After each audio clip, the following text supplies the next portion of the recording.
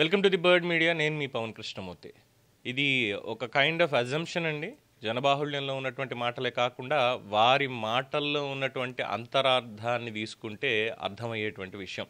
But 100% వాస్తవం అని అయితే డెఫినెట్గా దీన్ని చెప్పడానికి లేదు. మాజీ ఎంపీ విజయసాయిరెడ్డి గారు, మాజీ రాజ్యసభ ఎంపీ విజయసాయిరెడ్డి గారు మాట్లాడుతూ చేసినటువంటి వ్యాఖ్యలు ప్రస్తుతం సంచలనం అవుతున్నాయి. అందులోనూ ముఖ్యంగా రాజకీయాలకు సంబంధించి. నేను ఇప్పటికీ రైతుగానే ఉన్నాను, నేను రైతుని మాత్రమే, దాదాపు ఏడాది నుంచి రైతుగా వ్యవసాయం చేసుకుంటున్నాను తప్పితే నాకు ఇంకేమీ లేదు, రాజకీయాల పట్ల అసలు ఆసక్తి లేదు.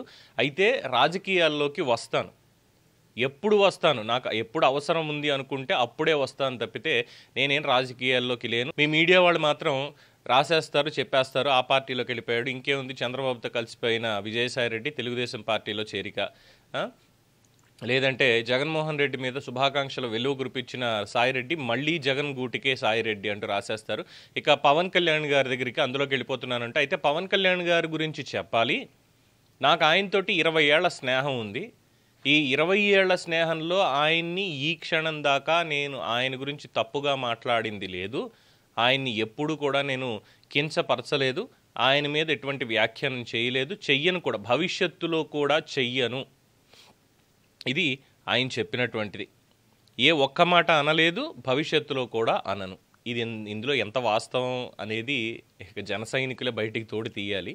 సరే, ఓకే, ఆయన మన కూటమి ప్రభుత్వం మీద ప్రశంసలు కురిపిస్తూ 13 లక్షల కోట్ల రూపాయల పెట్టుబడులు వచ్చాయి, దాంట్లో కనీసం 75% గ్రౌండ్ అయితే రాష్ట్రానికి చాలా మంచిది, ప్రభుత్వం ఇచ్చినటువంటి మాట నిలబెట్టుకున్నట్టే అని చెప్పి చాలా స్పష్టంగా ఆయన అభిప్రాయం తెలియజేశారు.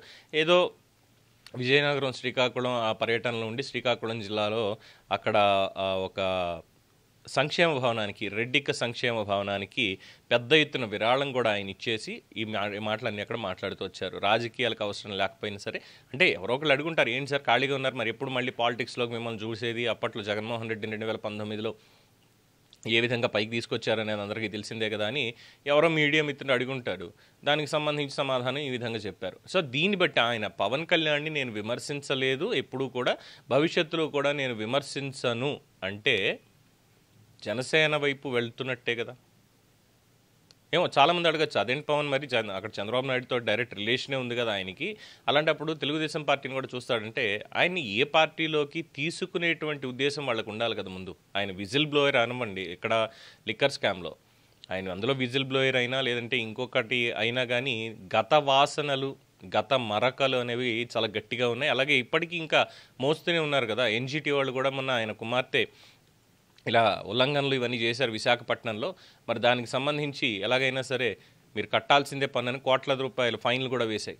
ఇవన్నీ కూడా ఆయన తేల్చుకుంటూ ఉంటున్నారు. అలాగే కేంద్ర ప్రభుత్వం తీసుకొస్తున్నటువంటి పథకాల మీద, వీటి మీద కూడా చాలా ఆచితూచి ఆయన మాట్లాడుతున్నారంటే అటు బీజేపీలో కూడా చేరుతున్నారు, బీజేపీ పెద్దల యొక్క ఆశీర్వాదం విజయసాయిరెడ్డికి బాగానే ఉంది అన్నటువంటి పాయింట్ కూడా ఇక్కడ పరిగణలోకి తీసుకోవాలి. ఏదో ఊరికే బైఫ్లూక్ అనేయడం కాకుండా సాధికారికంగా ఉన్నది. అయితే ఇక్కడ ఆయన ఇచ్చినటువంటి పాయింట్లో మాత్రం చూసుకుంటే అటు బీజేపీ గురించి కానీ తెలుగుదేశం పార్టీ గురించి కానీ పెద్దగా మాట్లాడిందంటూ లేదు. పవన్ కళ్యాణ్ గారి గురించి ఇక్కడ స్పెసిఫిక్గా చెప్పడం,